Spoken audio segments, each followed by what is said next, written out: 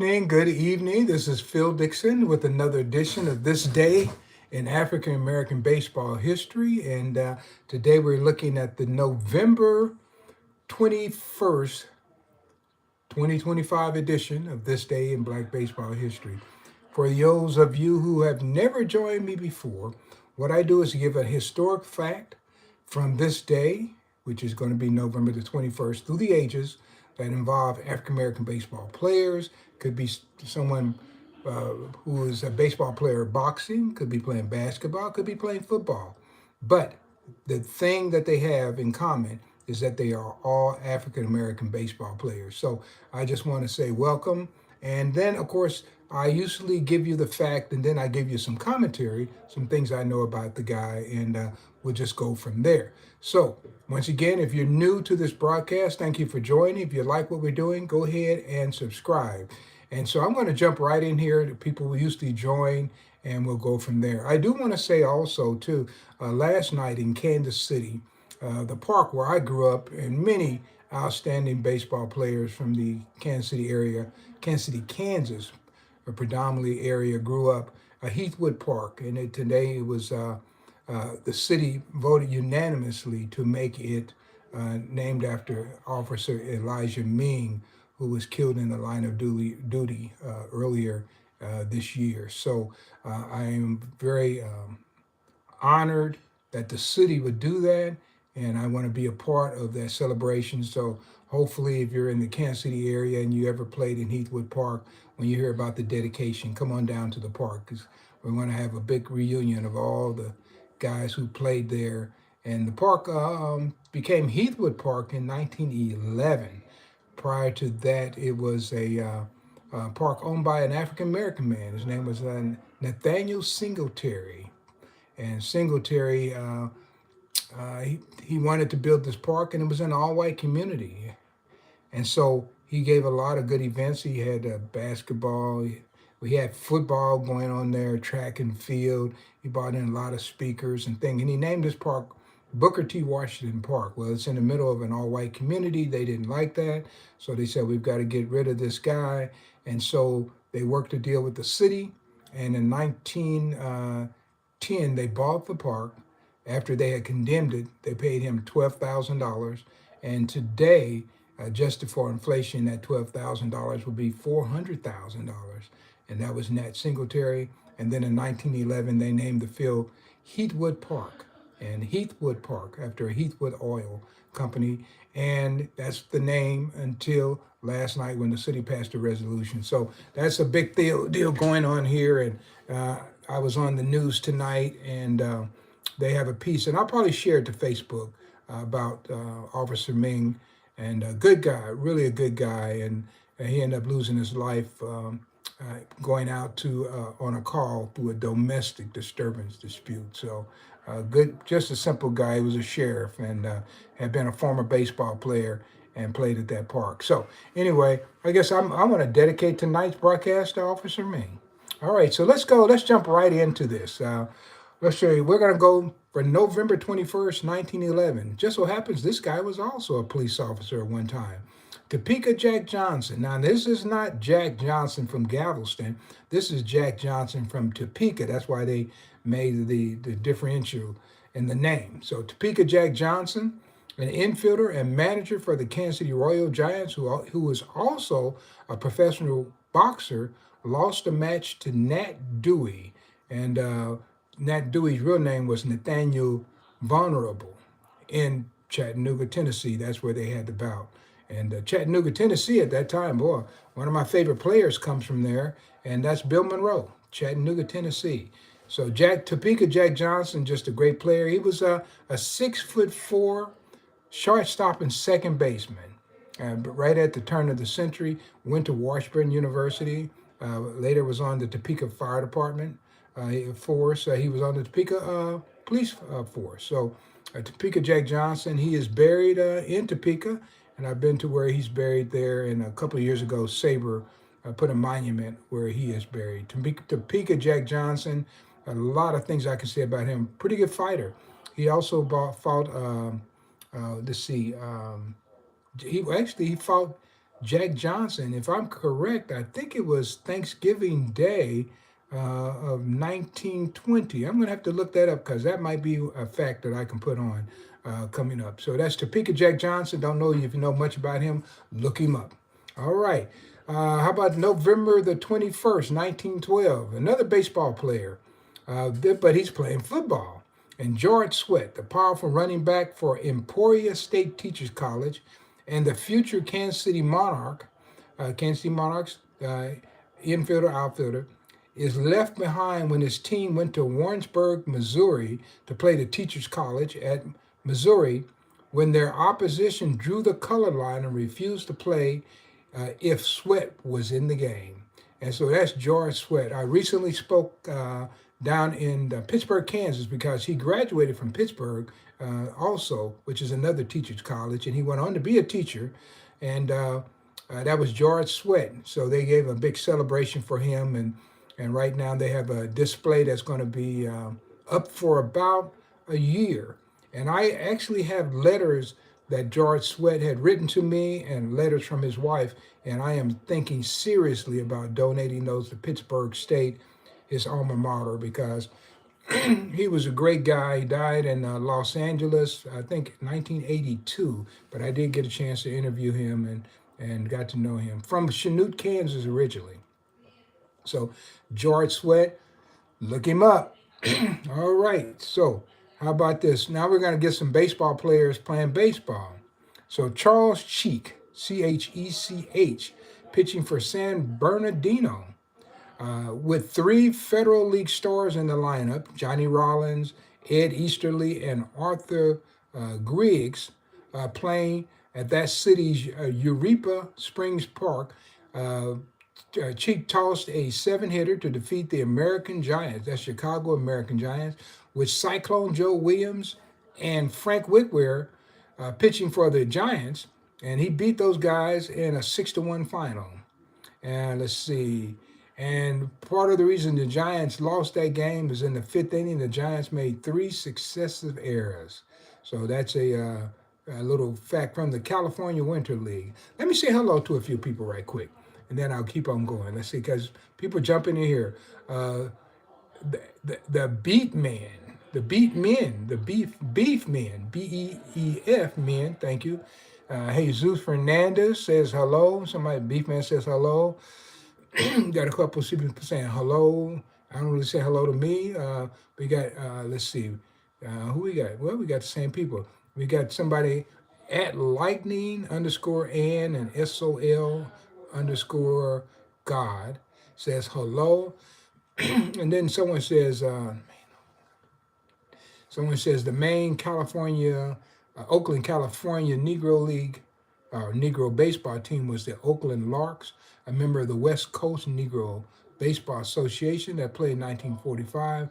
Other past teams include the Oakland Giants and the Oakland Pierce Giants. Matter of fact, I've talked to people who played in the league there with the Oakland Larks, and there was a guy here in Kansas in Kansas City, and a number of players who played connected to the Harlem Globetrotters went out there and played. That league in the coast with the Oakland Larks only lasted like, I don't even know if they completed a full season, but the Pierce Giants, and they did pretty good too. Now Yellow Horse Morris. Harold Yellow Horse Morris ended up coming from the Pierce Giants and played for the Kansas City Monarchs in 1924. So well aware of those teams. Thank you for that bit of history. And then we got Derek Jeffries, 8251 says hello. And so hello there, Jeff. So let's keep it going. So now we're going to go to November 21st, 1920. The Lincoln Giants defeated the San Pedro team by a 4-2 score at Los Angeles Carroll Park. And Johnny Baby Ball, pitching for the Lincoln team, tossed a 4-hitter.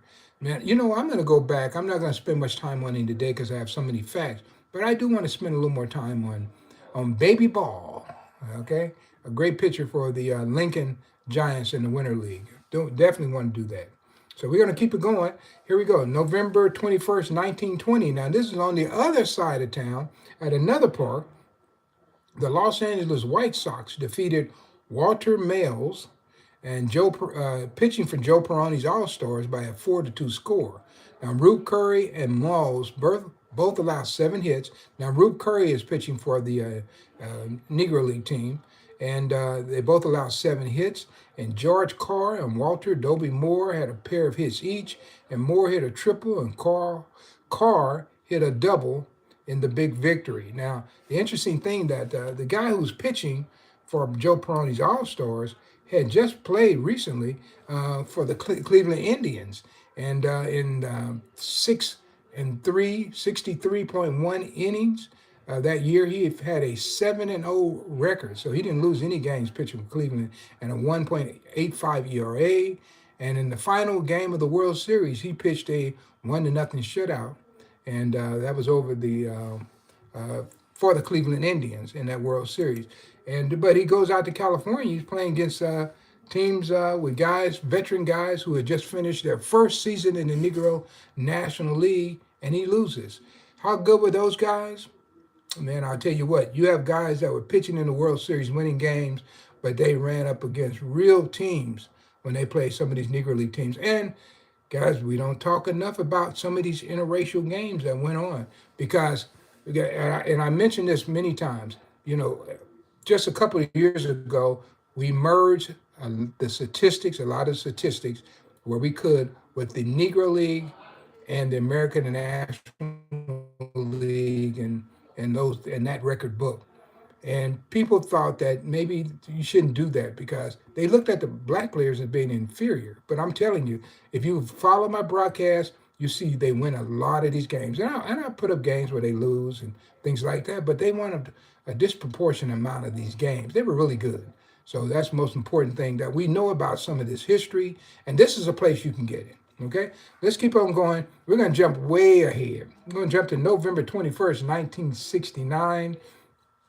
And let's see, we've got a guy, you've probably heard of him. If you're a baseball fan in the last 30 years, you know this guy. Kenneth King Griffey Jr. is born in, Donora, Donora, Pennsylvania. So happy birthday to Mr. Griffey. And if you have a memory, take a moment to share that memory here. That's a guy that I saw him play. He's a young guy. He was awfully good, awfully good. Good player. And King Griffey Jr. is my son's favorite player growing up. And so King Griffey Jr., if you know or have a certain memory you want to share, go ahead and type that in. Or later on, if you follow me on I'll be on Twitter. I'm at Negro League Man at Twitter. You can leave it there, or on Facebook. Just put in Phil S. Dixon, and you'll see it there. And you'll see this link, and you can put your comment there if you want to do a longer comment, and you want more people to see it than just the people who tune into Facebook. All right. So we got one more, and this guy, I'm going to go here. He was murdered.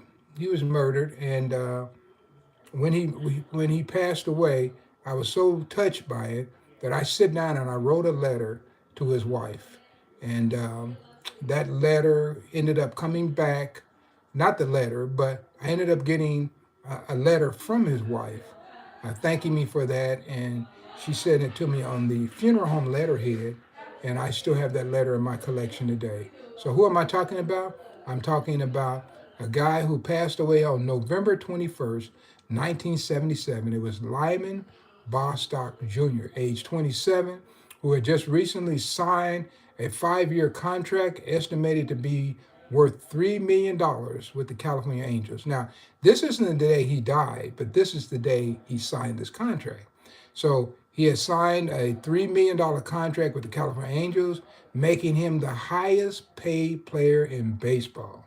The year before, Bostock, who formerly attended Los Angeles Manual Arts High School and Cal State Northridge, he had 14 home runs, drove in 90 runs, and batted .336 with the Twins, Minnesota Twins, and he received a salary of $20,000. So how about this? You go from $20,000 to $3 million. Man, that's what everybody needs to be thanking Kirk Flood for, because Kirk Flood made it possible to get your worth out of these major league owners, these National American League guys who, in some cases, have been stiffing players for years. So that is a story about Lymon Bostock, and of course, he ended up passing away, and that was a sad story in baseball history, a sad time, and a promising player cut down before he could really make his mark. So, but I haven't forgotten him, and I didn't forget him then. And just like Officer Ming, who I started the broadcast with, guys, we still talk about some of these great players. So that is it for me tonight. I'm gonna say hello to a few people. I got Ventura 8. He's a dude. You look like Morgan Freeman mixed with Martin Luther King Jr. I think you've been on here before. I think I've heard that before. What was it? You?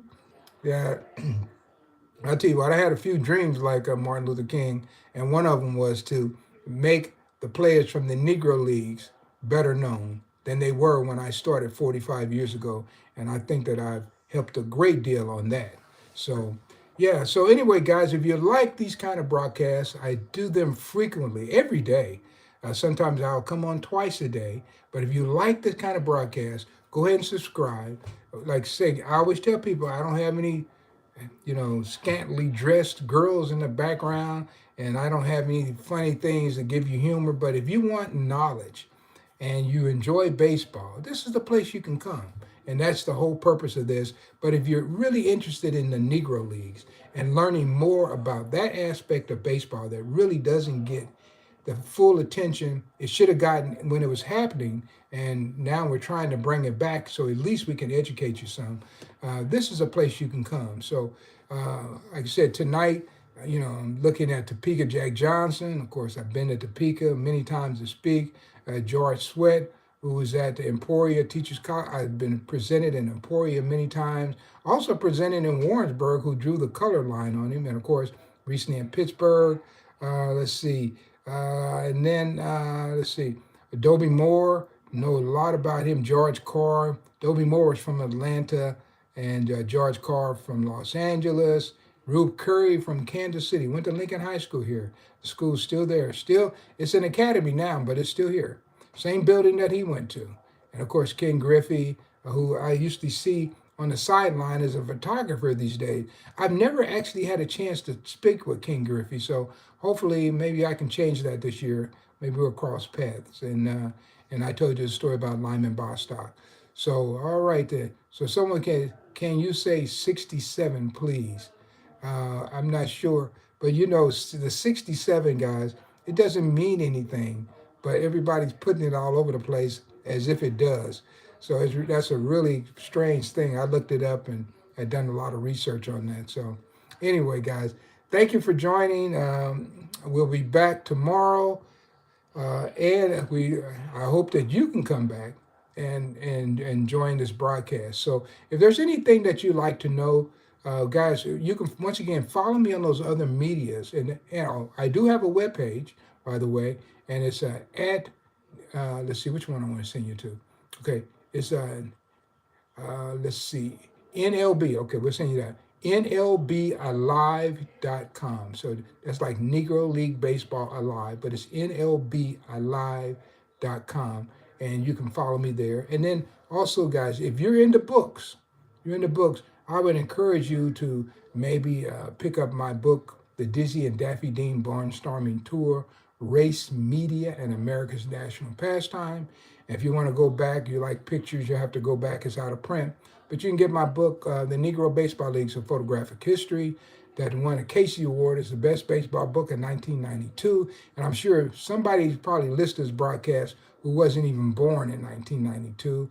And of course, my latest book, is part of my Great Team series, the 1910 Chicago Leland Giants, who I happen to think was one of the all-time great teams, guys. And so it's the 1910 Chicago Leland Giants, and it won a Best of Illinois book award 2023. So I'm working on some new things, and I've got some good books coming, guys. So if you If you want to follow me, there's ways you can follow me other than here. So thank you guys. I'm gonna get on out of here. I usually try to get out about 20 minutes, and I'm about 20 minutes now. So thank you, and come back and see me again. And if you think about a question that you can ask me, and then maybe at the end of my broadcast, I'll answer that question, and I'll keep it concise. But give me some legitimate questions. All right, we'll do that. Thank you guys for joining me this evening, and enjoy your weekend, and we'll see you later on. All right. Thanks a lot, guys. Have a nice day.